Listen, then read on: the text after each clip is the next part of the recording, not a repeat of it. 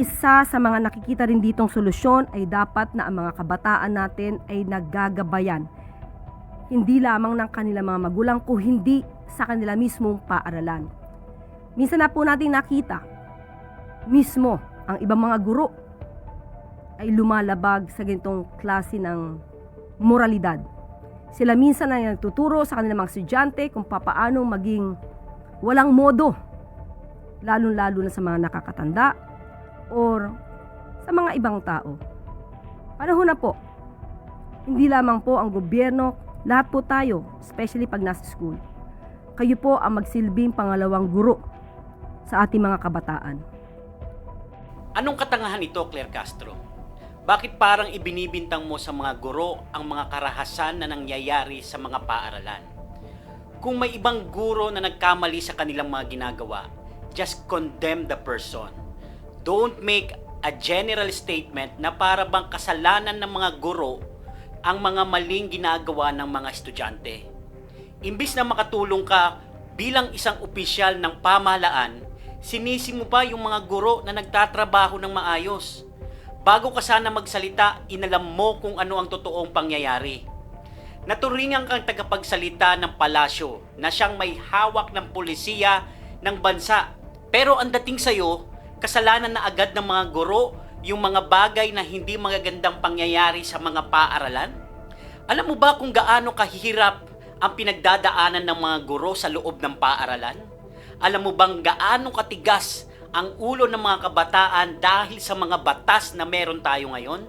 Kaunting kagalit mo lang sa mga bata o mga estudyante, irereklamo ka na ng mga magulang. Yung iba, kinakasuhan pa nga. Yung mga ibang estudyante, nag-aabang pa sa labas kapag napapagalitan sila ng mga guro. Kaya baliktad na.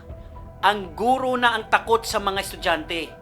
Alam mo ba kung gaano kadaming estudyante na binabantayan at tinuturuan ng mga guro? Alam mo ba kung gaano kadaming problema ang inaayos ng mga guro sa araw-araw? Alam mo ba kung gaano kadaming trabaho ang ginagawa ng mga guro sa paaralan? Alam mo bang maraming mga guro na binubuwis ang kanilang buhay para lang magampanan ang kanilang trabaho? Alam mo bang marami sa mga guro ang ginagamit ang kanilang sariling pera para lang makapagturo ng maayos na dapat provided ng pamahalaan? Alam mo bang kahit gipit ang mga guro, puyat at pagod, hindi nila pinapabayaan ang kanilang mga tungkulin? Alam mo bang dugo at pawis ang tinataya nila para lang maturuan ng maayos ang mga estudyante? Malamang hindi, kasi ang alam mo lang, manisi at ibaling sa iba yung kapabayaan nyong nasa gobyerno. Hindi ba kayo dapat na nasa palasyo ang gumagawa ng paraan para mapatino ang mga kabataan ngayon? Di ba dapat kayong nasa gobyerno ang nagtatakda ng mga batas at panuntunan sa mga paaralan? Kaya wag mong isisi sa mga guro ang kakulangan ng administrasyon nyo. Dahil sa totoo lang, ang daming problema ng administrasyon nyo na hindi nyo natutugunan. Ang daming kapalpakan ng gobyernong ito. Kaya bago ka magbitiw ng mga salita sa mga gurong ginagampanan ng maayos ang kanilang trabaho, maganda siguro manalamin ka muna dahil kayo ang walang ginagawa.